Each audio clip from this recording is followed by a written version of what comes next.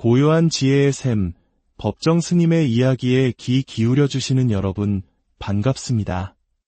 오늘 우리가 함께 나눌 이야기가 여러분의 마음에 작은 울림과 평화를 가져다 준다면 구독과 좋아요로 그 마음을 표현해 주십시오.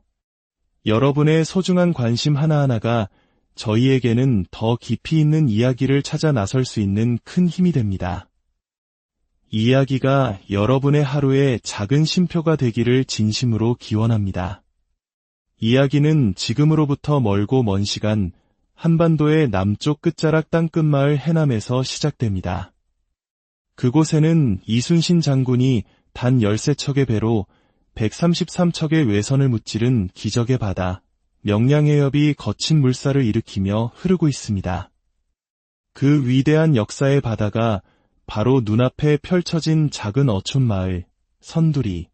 1932년 11월 5일, 이 마을의 삼거리 한가운데 자리 잡은 소박한 디귿 자 모양의 집에서 한 아이가 세상의 빛을 보며 첫 울음을 터뜨렸습니다. 훗날 무소유라는 단 하나의 철학으로 온 나라의 마음을 움직일 위대한 스승, 법정. 하지만 그때는 그저 박재철이라는 이름의 평범한 시골 아이일 뿐이었습니다. 어린 재철이 태어나기 얼마 전 아버지 박근배 씨가 세상을 떠났습니다. 갓난아이를 품에 안은 어머니 김 씨에게는 하늘이 무너지는 듯한 슬픔이었을 겁니다. 위태롭던 가족의 기둥이 되어준 것은 바로 할머니였습니다.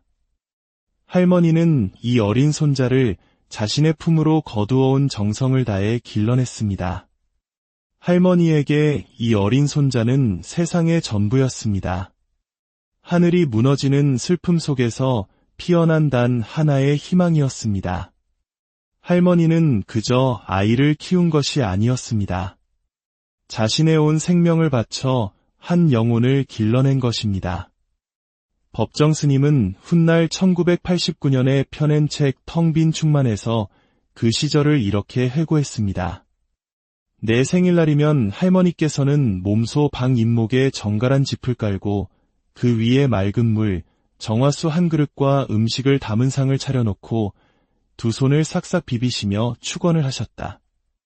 몇 살 난 아무개, 남의 눈에 잎이 되고 꽃이 되어 무병장수하고 일당백으로 총명하고 영특하게 해주십시오. 아직도 내 기억에 생생히 남은 축원의 낱말들이다.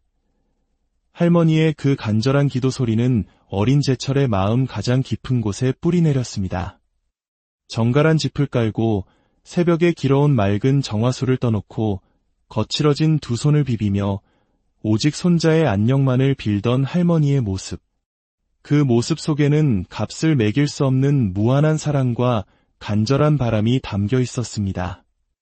우리네 할머니, 어머니들이 그러셨던 것처럼 말입니다. 그 시절 시골집의 변소는 집채에서 멀리 떨어져 있었습니다.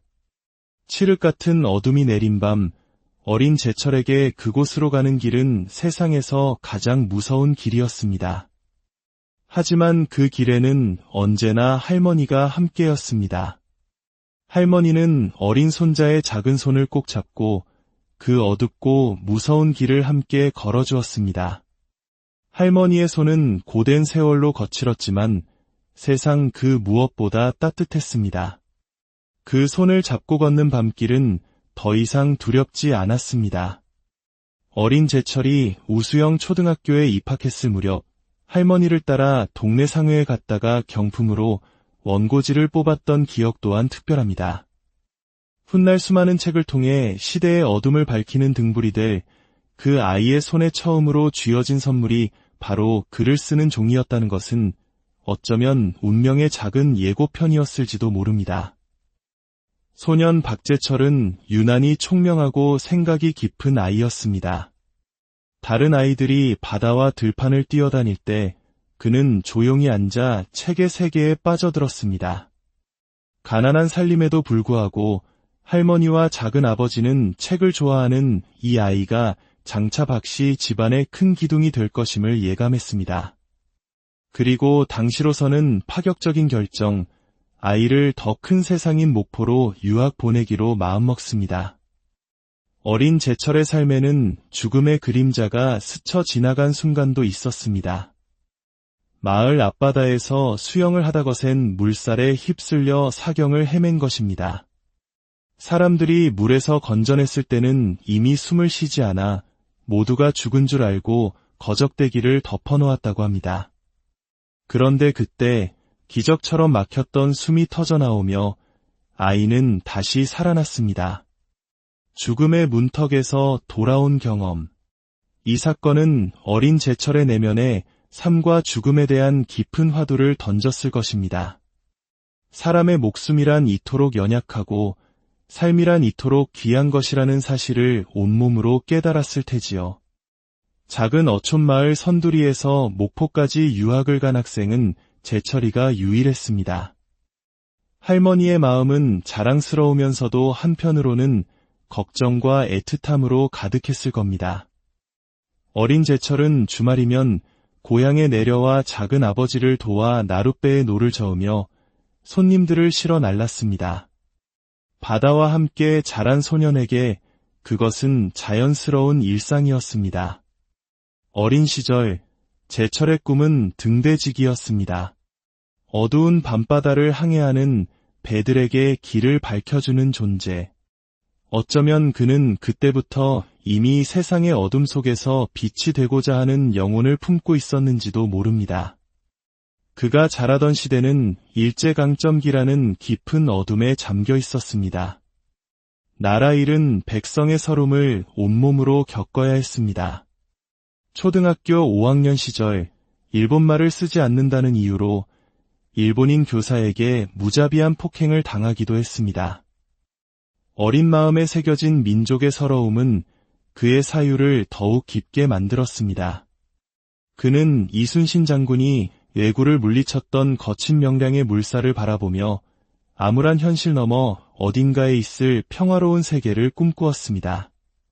1951년 목포 상과대학에 진학한 그는 2년 뒤 전남대학교 상과대학에 편입합니다.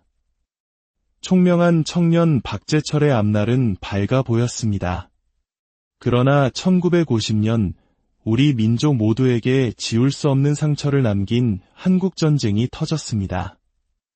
20살 청년 박제철은 동족 상잔의 비극을 온몸으로 목격했습니다. 수많은 사람들이 이유도 모른 채 죽어가고 삶의 터전은 잿더미로 변했습니다. 인간은 왜 이토록 잔인할 수 있는가?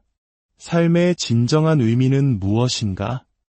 이 세상의 진정한 평화는 과연 가능한 것인가? 그의 머릿속은 근원적인 질문들로 가득 찼습니다. 전쟁의 혼란 속, 가난 때문에 학업을 중단해야 할 위기가 찾아왔습니다. 그때 친구의 이모이자 독실한 불자였던 한 분의 권유로 목포의 한 사찰, 정회원에서 잠시 머물며 일을 돕게 됩니다.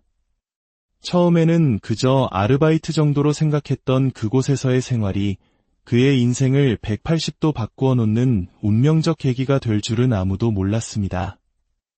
절의 고요함 속에서 스님들과 교류하며 그의 내면은 차츰 다른 세계에 눈을 뜨기 시작했습니다. 전쟁의 참상과 세속의 번뇌 속에서 찾지 못했던 해답이 그곳에 있는 듯했습니다. 마침내 그는 모든 것을 버리고 진리의 길을 걷기로 결심합니다. 1954년 대학 3학년을 중퇴하고 출가를 결심한 것입니다. 그는 오대산으로 향하려 했으나 폭설로 길이 막혀 우연히 서울 안국동의 한 절에 머물게 됩니다. 그리고 그곳에서 그의 인생을 이끌어줄 스승 효봉 스님을 운명처럼 만나게 됩니다. 효봉 스님은 평범한 분이 아니었습니다. 그는 일본 와세다 대학 법학부를 졸업한 엘리트 법관이었습니다.